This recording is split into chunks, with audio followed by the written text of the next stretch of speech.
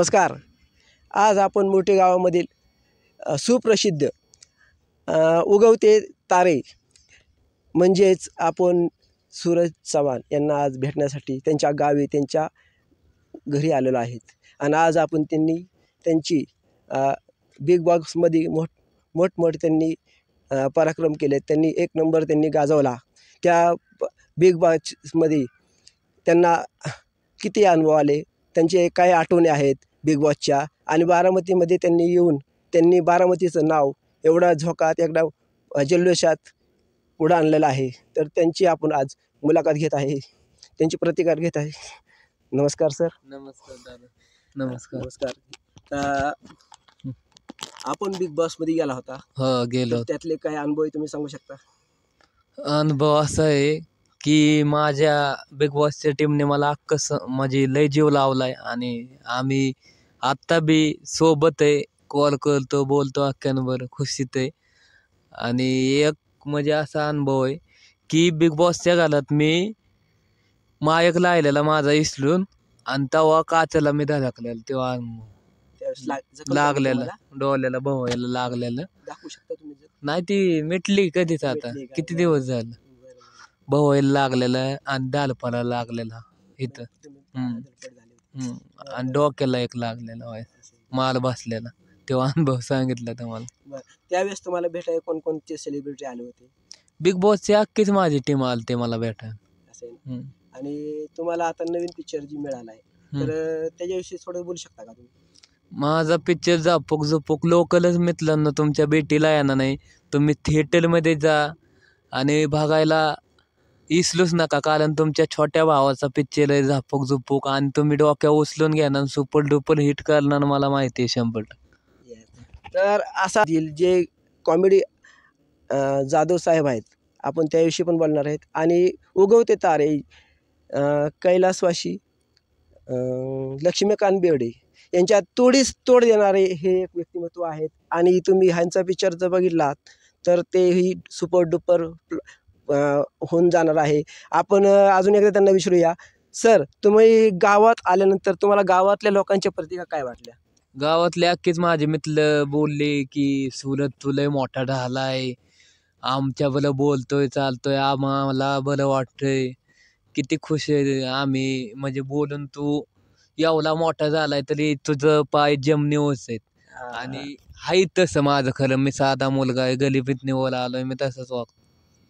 हीच त्यांची भूमिका आहे की सर्वसाधारणच्या मनामध्ये गरीबातला व्यक्तीला पण जाण ठेवणारा व्यक्ती म्हणजे सूरज चव्हाण. यांचं नाव बारामतीत नाही तर जिल्ह्यामध्ये नाही तर महाराष्ट्राच्या कानाकोपऱ्यामध्ये गाजलेलं आहे. आणि आज हेच आपल्या पूर्ण महाराष्ट्रात एकमेव नाव असणार आहे ह्यापुढं सूरज चव्हाण. आता आपण इथं आलेलो आहे, तर आपण काय म्हणतोय, तुमच्या गावातल्या तुम्ही जे घर आता अजितदादांनी आपण तुम्हाला बांधायचं आश्वासन दिले, तर ते कुठपर आलेलं आहे? आलंय कॉलम उभं झाल्यात, जवळ आलंय, फास्ट काम चालू. त्यांनी तुम्हाला पूर्ण मदत केली? चालू आहे ना, काम चालू. बरं, अजितदादाविषयी तुमची काय प्रतिक्रिया, काय बोलणं? म्हणजे म्हणजे गरीब मुलाला मदत केली दादांनी अजितदादांनी, बरं वाटते, आनंदात आहे. म्हणजे अजितदादा आहे जनतेचे नाही, गरीबातल्या लोकांचा पण लोकांची जाण ठेवतात. आणि ते या सूरज चव्हाण यांना घर बांधण्याचं आश्वासन फक्त दिलेलं नसून ते पूर्णही करत आहे. आणि त्यांचा मोठा टोलेबाज बंगला या मोठी मडव्यामध्ये बांधणार आहेत.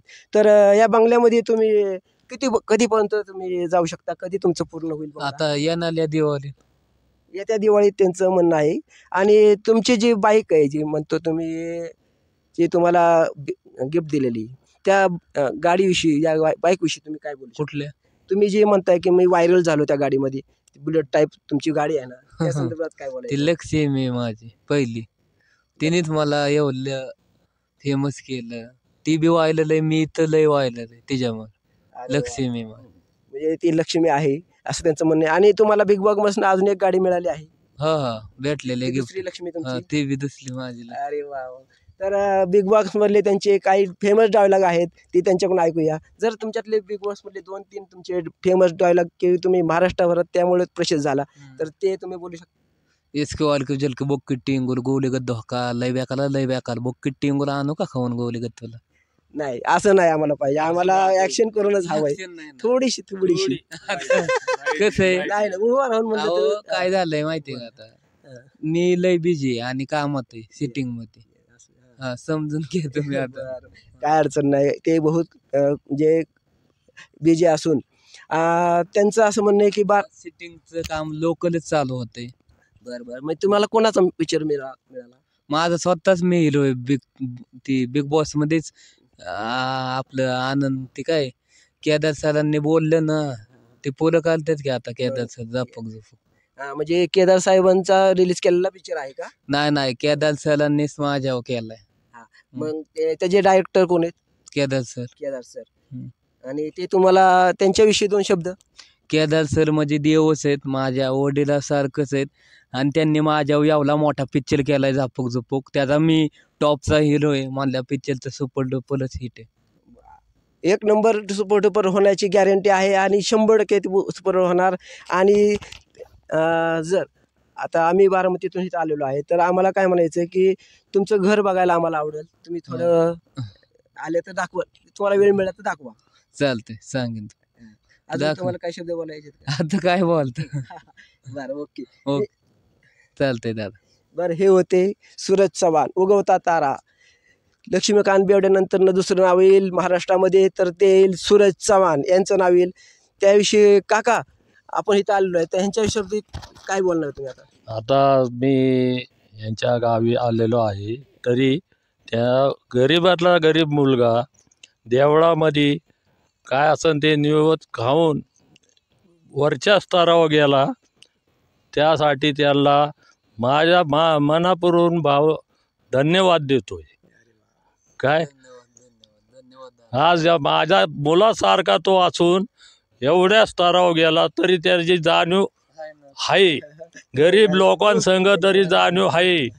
आज मी त्याला मनापासून आशीर्वाद देतो आणि त्याने अजूनही पुढं जावं ही मनापासून इच्छा बाळगतो. बस.